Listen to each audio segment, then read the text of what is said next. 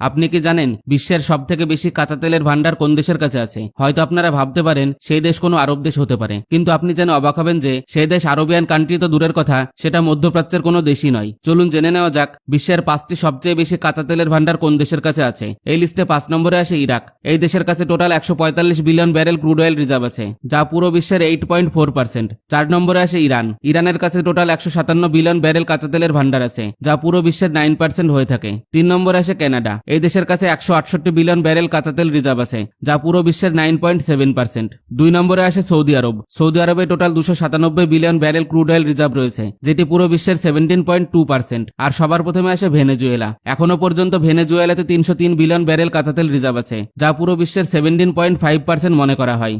মহাকাশে পাঠানো এই রকেট এতটাই বড় হয় যে এর সামনে মানুষও পিঁপড়ের মতো ছোট দেখা যায়। কিন্তু আপনি কি জানেন এত বড় রকেটকে মহাকাশে পাঠাতে কতটা ফিউল খরচ হয়? চলুন জেনে নেওয়া যাক। আজকের দিনে প্রচুর পরিমাণে মহাকাশে রকেট পাঠানো হচ্ছে। এদিকে এলন মাস্ক 2060 সালের মধ্যে 10 লাখ মানুষকে মঙ্গল গ্রহে নিয়ে যেতে চাই। আর এলন মাস্কের কোম্পানি স্পেস এক্স এর স্টারশিপ রকেট হলো বিশ্বের সবচেয়ে বড় রকেট। এই রকেট 120 মিটার লম্বা, যা 40 তলা বিল্ডিং এর সমান। আবার এদিকে অন্যান্য রকেট লঞ্চিং এর পরেই মহাকাশে ছেড়ে দেওয়া হয়, কিন্তু এলন মাস্কের রকেট মহাকাশ থেকে ফিরে এসে সোজা মাটিতে ল্যান্ড করতে পারে। তবে এভাবে ল্যান্ডিং এর জন্য ফিউলও অনেকটা খরচ হয়। আর এই রকেট লঞ্চিং এর জন্য প্রতি সেকেন্ড 5000 লিটার ফিউলের প্রয়োজন হয়। মানে এই রকেটকে পৃথিবীর লোয়ার অরবিটে পৌঁছাতে প্রায় 58 লাখ লিটার ফিউলের প্রয়োজন পড়ে।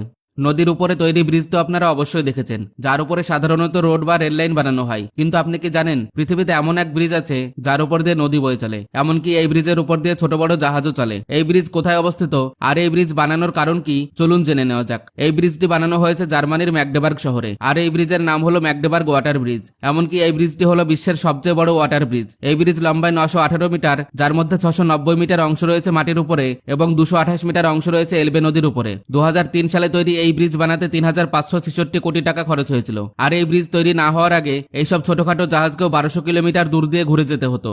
পুরো বিশ্বে যত হেলিপ্যাড রয়েছে সেগুলিতে আপনি একটা জিনিস কমন দেখতে পাবেন, সেটা হলো ইংলিশ লেটার এইচ। অনেকের মতে এইচ লেখার কারণ হলো এই লেটারটি হেলিকপ্টার শব্দের প্রথম লেটার, তাই এটি লেখা হয়, কিন্তু এটি একদমই ভুল। তাহলে এইচ লেখার পিছনে কারণ কি, চলুন জেনে নেওয়া যাক। একটি হেলিকপ্টারকে ল্যান্ডিং করানো খুবই কঠিন ব্যাপার, তাই হেলিপ্যাডের আশেপাশে ফাঁকা এবং জায়গাটি সমতল হওয়া প্রয়োজন। কারণ হেলিকপ্টার ল্যান্ডিং এর সময় তার পাখার হাওয়া আশেপাশের সবকিছু টেনে নেয়, তাই ফাঁকা মাঠে বা কোনো বিল্ডিং এর উপরে হেলিপ্যাড বানানো হয়। কিন্তু হেলিপ্যাড বিল্ডিং এর উপরে হোক বা ফাঁকা মাঠে হোক, সেখানে এইচ লেটার লেখা হয়। আর পাইলটরা এইচ লেটারের 2 দাগের উপরে হেলিকপ্টার ল্যান্ডিং স্কিড রাখে। সোজাভাবে বলতে গেলে এইচ এর সামনের দিকে হেলিকপ্টারের মুখ এবং পিছনের দিকে লেজ রাখা হয়। আর হেলিকপ্টারের দরজা দুপাশে থাকার কারণে হেলিকপ্টার ল্যান্ডিং এর পরে তার মধ্যে থাকা ভিআইপি ব্যক্তিকে সহজে রিসিভ করা যায়।